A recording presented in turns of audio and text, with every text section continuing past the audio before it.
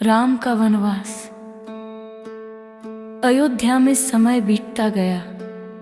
राम और उनके भाई बड़े होकर अब युवा हो गए थे। राजा दशरथ अब वृद्ध हो रहे थे।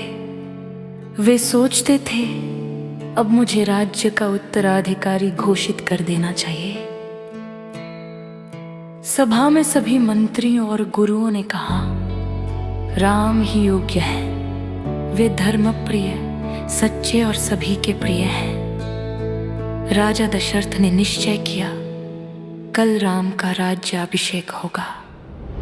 सारे नगर में हर्ष की लहर दौड़ गई। लोग कहने लगे, कल से हमारे राम राज्य की शुरुआत होगी।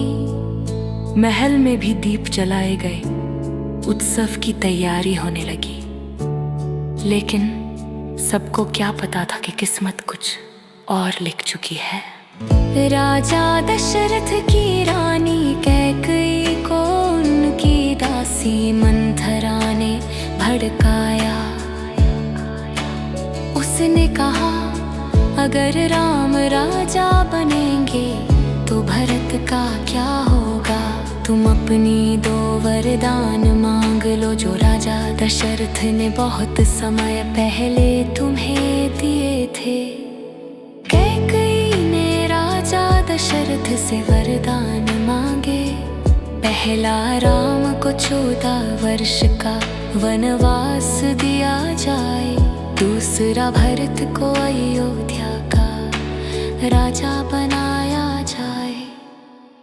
ये सुनकर राजा दशरथ टूट गए। उन्होंने कहा, कैकेयी, ये तुमने क्या मांग लिया। राम तो मेरे प्राण हैं। लेकिन उन्होंने वचन दिया था, इसलिए मजबूरी में उन्हें मानना पड़ा। जब राम को ये बात पता चली तो वे शांत मन से मुस्कुराए। उन्होंने कहा, पिताजी ने वचन दिया है, वचन का पालन करना ही मेरा धर्म है। मुझे कोई दुख नहीं, मैं खुशी खुशी बन जाऊंगा। सीता जी ने कहा, राम जहां आप हैं वहीं मेरा स्थान है। मैं भी आपके साथ बन जाऊंगी। लक्ष्मण ने भी प्रण लिया, भैया मैं आपको अकेला नहीं छोड़ सकता। मैं भी आपके साथ चलूंगा। अगले दिन जब अयोध्या सज रही थी राम के राज्याभिषेक के लिए, तभी लोग रो पड़े जब उन्होंने देखा राम, सीता और लक्ष्मण साधु जैसे वस्त्र पहनकर वन की ओर जा रहे थे। सारी अयोध्या की जनता विलाप करने लगी। राजा दशरथ का हृदय टूट गया।